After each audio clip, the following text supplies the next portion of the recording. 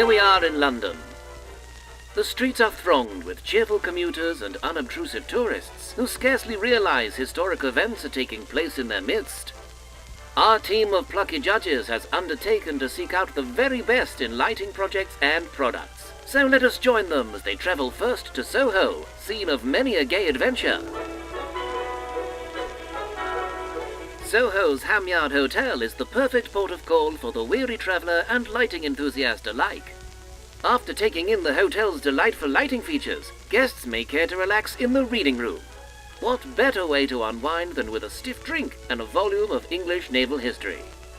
And there are entertainments for young persons as well.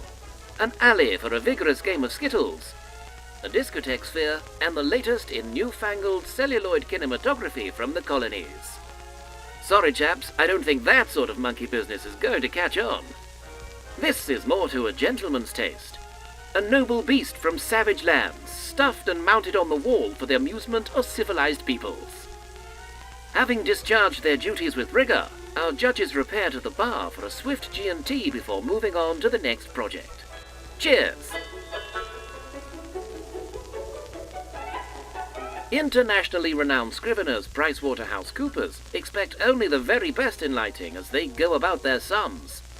The judges are suitably impressed by the modern, well-lit office space, but were confounded by this arrangement of luminaires. One might uncharitably conclude that the tradesmen who fitted them had just returned from an afternoon of revelry at a local public house. This meeting room seems to have sprung straight from the pages of Mr. Fleming's fanciful James Bond novels. Let's hope there isn't a tank full of sharks beneath. But it's not all work and no play for the chaps and ladies at PwC.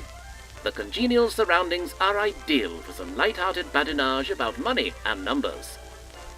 Their work here complete, the judges retire to compare notes over a stiff G&T for 11s. Chin-chin! The British Museum, home to countless treasures from around the globe, now safely stored in their rightful place, England. Our judges go behind the scenes, where modern effective lighting helps curatorial staff keep the exhibits in top-hole condition. Few visitors realize that every one of the museum's 800 mummies must be wrapped in brand new personal fresh bandages every day. The relaxed ambience of the staff canteen reminds our judges that it is time for a liquid lunch. Bon appetit!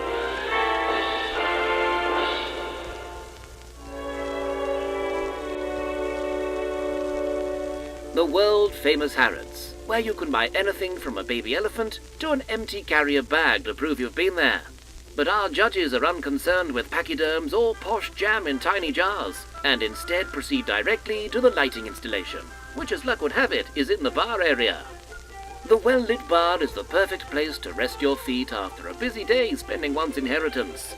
With the lighting observed and notes duly taken, there's just time for a freshener to help focus one's mind. Superlative. Down the hatch, chaps, your carriages await. Hot-footing it across town from Harrods, our judges contemplate the facade of Debenhams, retailer of choice for persons of more limited means and tastes. The mesmerizing rippling effect is achieved with carefully lit aluminium panels and serves to attract customers by reminding them that shiny things can be purchased within. The lighting duly observed, the judges realize there is just time for a swift G&T before the next stage of the judging.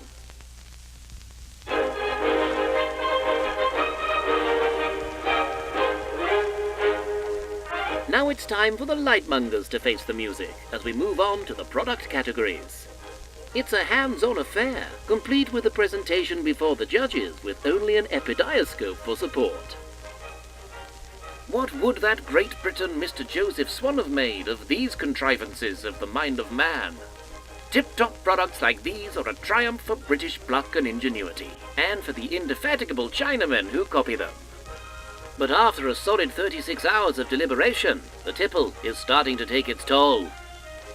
By now, each judge has imbibed more than 90 gin and tonics, and it seems some cannot hold their drink.